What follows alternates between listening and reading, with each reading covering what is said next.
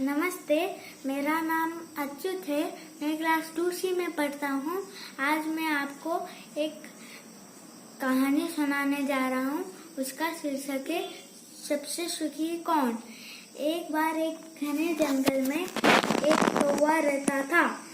वो अपने को सबसे सुखी पक्षी समझता था। एक दिन वो उड़ के जा रहा था। वहाँ पर उसको एक हंस मिलता है और कौवा मन में बोलता है, वाह, ये हंस तो सफेद और कितना सुखी पक्षी दिख रहा है। चलो इससे ही जाके पूछते हैं। तो वो वहाँ पर जाता है और बोलता है,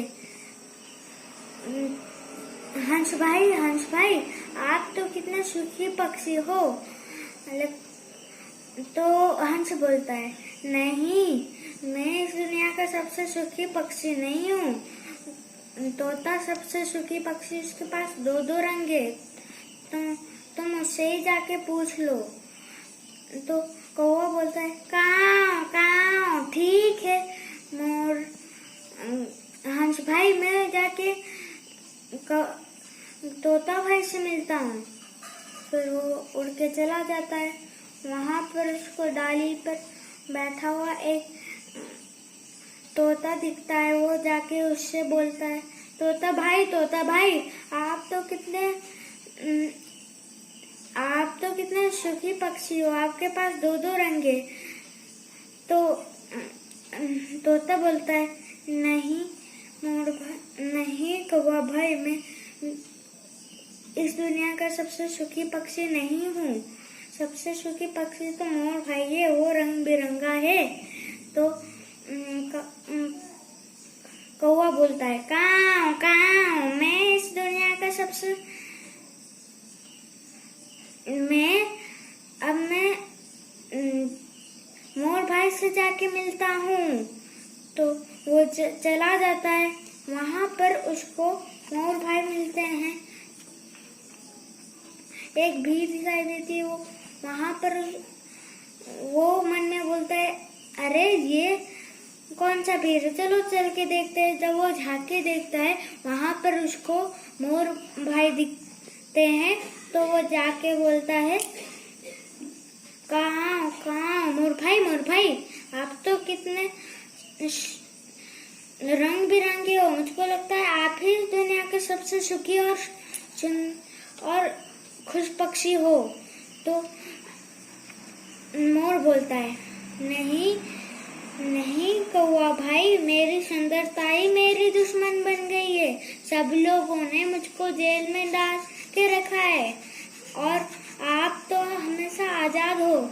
मुझको लगता है आप ही इस दुनिया के सबसे सुखी पक्षी हो। तो क्रो बोलता है, काऊ, अब मुझको समझ में आ गया मोर भाई। तो हमें उससे ये सीख मिलती है कि जो ईश्वर ने दिया है उसको हमें स्वीकार करके खुश रहना चाहिए। दूसरों के लालच में कभी नहीं पड़ना चाहिए। धन्यवाद। हेलो, मेरा नाम है आयुषी और मैं KVRHE 2C का छात्रा हूँ और मैं आपके सामने पपेट शो के ऊपर एक कहानी प्रस्तुत करने जा रही हूँ और उस कहानी का नाम है लालची मानव। एक दिन एक जंगल में दो दोस्त रहता था। एक का नाम था कौवा और एक का नाम था मगरमच्छ। ये दोनों पक्के दोस्त थे। एक दिन कौवे को आने में बहुत देरी कर दी, इसीलिए मगरमच्छ सोचने लगा कि अरे, मेरे दोस्त को आ जाने में इतनी देरी कैसे हो गई। और उसी वक्त वो कौवा आ पड़ा और फिर मगरमच्छ बोलने लगा कि अरे, तुम्हें इतनी देरी कैसे हो गई। और फिर कौवा बोलती है कि मैं तुम्हारी बात सोचते सोचते आई हूँ, इसीलिए इतनी देरी हो गई। और फिर मगरमच्छ बोलती है कि कौन सी बात। और फिर कौवा बोलती है कि हमारे जंगल में शिकारियों की संख्या बहुत बढ़ गई है, इसीलिए। और उसी जंगल के पास एक गांव रहता था और उस गांव में दो बच्चे रहते थे। एक का नाम था राजा और एक का नाम था पिंकी। ये दोनों भी पक्के दोस्त थे। एक दिन राजा बोलती है कि हमारे पास वाले जंगल में एक बड़ा सा मगरमच्छ आया है। और फिर पिंकी बोलती है कि हाँ, तुमने तो सही कहा। और फिर राजा बोलती है कि साथ ही हमारे पास एक मौका भी चली आई है। और फिर पिंकी बोलती है कि कौन सा मौका? और फिर राजा बोलती है कि अमीर होने की मौका। और फिर पिंकी बोलती है कि तुम ऐसा इरादा छोड़ दो, पहली बार हमारे पास वाले जंगल में नया बड़ा सा मगरमच्छ आया है, तुम ऐसा इरादा छोड़ दो। और फिर राजा बोलती है कि अरे सोच भी, अगर हम उसे बेच दें तो हमारे पास बहुत सारे पैसे आ जाएंगे और हम अमीर हो सकते हैं। और फिर पिंकी बोलती है कि तुम ऐसा इरादा छोड़ दो, क्योंकि तुम्हें नहीं पता हम लालच करने वाला बुरी बला होती है। और फिर राजा बोलती है कि अभी इसी वक्त मेरे साथ पास वाले जंगल में चल। और फिर पिंकी बोलती है कि तुम इतना कह रही हो तो मैं चलती हूँ, पर संभल कर। और फिर वो दोनों बच्चे जंगल की ओर निकल पड़ते हैं और उसी वक्त उन्हें एक कौवा नजर आते हैं। और कौवा उन दोनों को देखकर सोचती है कि ये दोनों शायद शिकारी हैं, ये दोनों मेरे दोस्त को नुकसान पहुंचा सकते हैं, इसलिए मुझे ये बात मेरे दोस्त को जाकर बतानी पड़ेगी। इसलिए वो मगरमच्छ को बताने चली जाती है और वो दोनों बच्चे मगरमच्छ को ढूंढने चली जाती है। और कौवे को उड़ते उड़ते मगरमच्छ दिख जाता है, इसलिए कौवा मगरमच्छ को बोलती है कि मेरी दोस्त। और फिर मगरमच्छ बोलती है कि क्या हुआ मेरे दोस्त? और फिर कौवा बोलती है कि हमारे जंगल में दो शिकारी आ रहे हैं तुम्हें पकड़ने। और फिर मगरमच्छ बोलती है कि ओह नो, अब मैं क्या करूं? और फिर कौवा बोलती है कि तुम जाकर उस पेड़ के पीछे छिप जाओ और मैं ऊपर से निगरानी रखती हूँ और आगे का बात मैं बताती जाऊंगी। और फिर वो मगरमच्छ छिप जाता है पेड़ के पीछे। और फिर उसी वक्त वो दोनों बच्चे आ जाते हैं। और फिर राजा पिंकी को बोलती है कि अरे जगह तो यही थी, पर मगरमच्छ कहीं नहीं दिख रहा। और फिर कौवा बोलती है कि मेरी दोस्त, वो दोनों शिकारी आ गए हैं। और फिर मगरमच्छ राजा के ऊपर छलांग मारती है और राजा को काट देती है, इसीलिए वो मर जाती है। पर पिंकी बच जाती है, इसीलिए वो भागते हुए गांव की ओर चली जाती है। हमें इस कहानी से हमें ये शिक्षा मिलती है कि हमें कभी भी लालच नहीं करनी चाहिए, लालच करने वाला बुरी बला होती है। राजवर्धन शिंदे है। मैं दूसरी कक्षा से पढ़ता हूँ। मैं आज मात्राओं के पठन पढ़ने जा रहा हूँ। आ की मात्रा, छोटी की मात्रा, बड़े की मात्रा, छोटी ऊ की मात्रा, बड़ी ऊ की मात्रा, री की मात्रा, ए की मात्रा, आई की मात्रा, ओ की मात्रा, औ की मात्रा, अम की मात्रा, आहा की मात्रा। हिंदी दिन के अवसर पर मैं श्री शरद गुप्ते KVRHE कक्षा 2 का छात्र आपको एक पाठ सुनाने जा रहा हूँ। उसका शीर्षक है दोस्त की मदद। किसी तालाब में एक कछुआ रहता था। तालाब के पास मांद में रहने वाली एक लोमड़ी से उसकी दोस्ती हो गई। एक दिन वे तालाब के किनारे गपशप कर रहे थे कि एक तेंदुआ वहां आया अपने घर की ओर जान बचाकर भागे। लोमड़ी तो सरपट दौड़कर अपनी मांग में पहुंच गई, पर कछुआ अपनी धीमी चाल से कारण तालाब तक नहीं पहुंच सका। तेंदुआ एक छलांग में उस तक पहुंच गया। कछुए को नहीं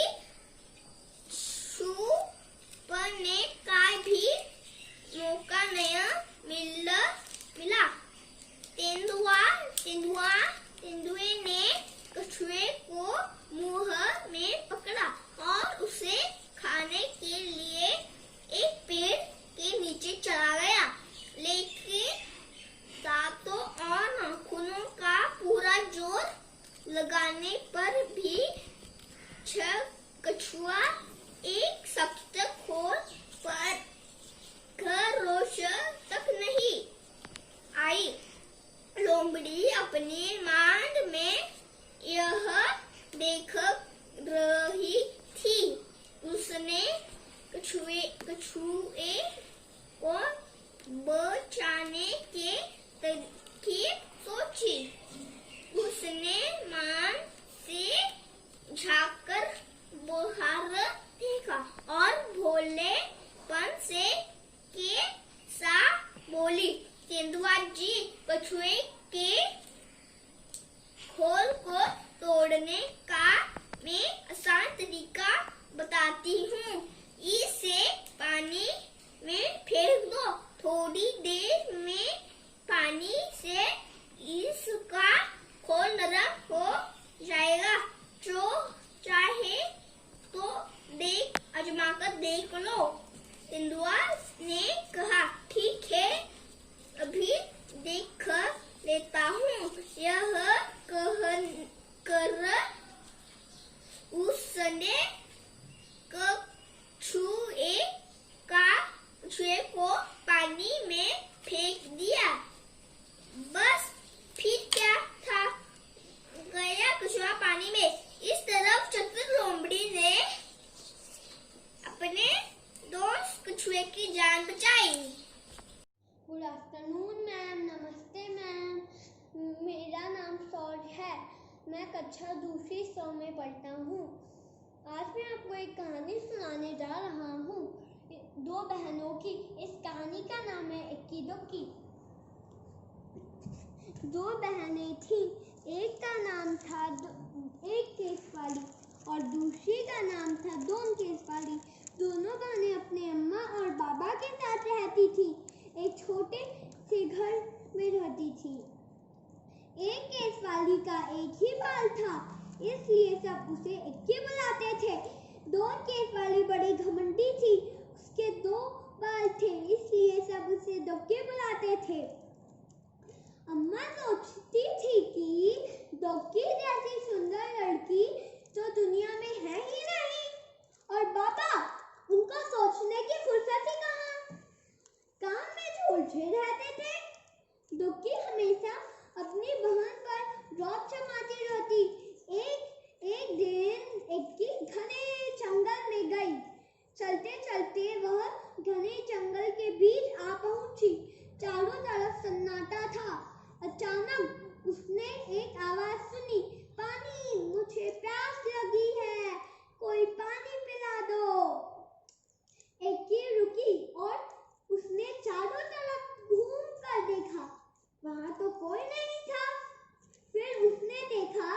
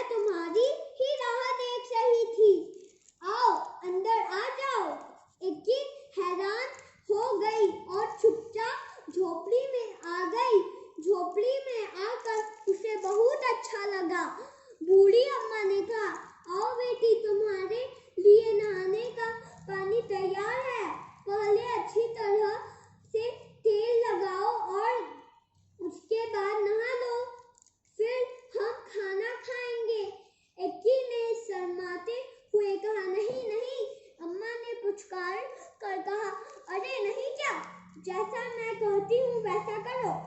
एक्की ने बूढ़ी अम्मा की बात मान ली। फिर पता है क्या हुआ? एक्की ने जैसे ही अपने सिर से तौलिया हटाया तो उसने पाया कि उसके सिर पर एक नहीं परंतु बहुत सारे बाल थे। एक्की इतनी खुश हुई कि वह खाना खा ही नहीं सकी। बस बार बार वह बूढ़ी अम्मा का धन्यवाद ही करती रही। बूढ़ी अम्मा ने मुस्कुराते हुए कहा, अब तुम घर जाओ बेटी और हमेशा खुश रहो। एक्की के तो जैसे पंख ही निकल आए। वह सरपट घर की तरफ दौड़ चली। रास्ते में उसे गाय ने मीठा मीठा दूध दिया और झाड़ी ने हाथों पर रचाने के लिए मेहंदी दी। घर पहुंचकर एक्की ने सारी कहानी सुनाई। दोक्की कहानी सुनते ही सीधे जंगल की तरफ भागी। दोक्की इतना तेज भाग रही थी कि न उसने प्यासी झाड़ी और न ही भूखी गाय की पुकार सुनी। वह तो धड़धड़ाती हुई झोपड़ी में घुस गई और बूढ़ी अम्मा को हुक्म दिया, मेरे लिए नहाने का पानी तैयार करो। हाँ आओ मैं तुम्हारी ही राह देख रही थी। पानी तैयार है, नहा लो। बूढ़ी अम्मा ने दोक्की से कहा। झटपट नहाने के बाद जैसे ही दोक्की ने तौलिया सिर से हटाया उसकी तो चीख निकल गई। दोक्की के दो ही तो बाल थे और वे भी झड़ गए थे। रोते रोते दोक्की घर की तरफ चलने लगी।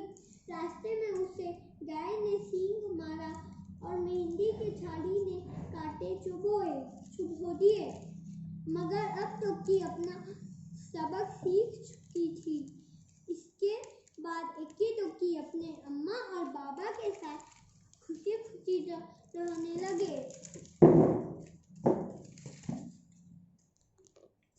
नमस्ते मैम। इस कहानी से हमें ये शिक्षा मिलती है कि हमें कभी घमंड नहीं करना चाहिए और सबकी हेल्प करनी चाहिए। नमस्ते।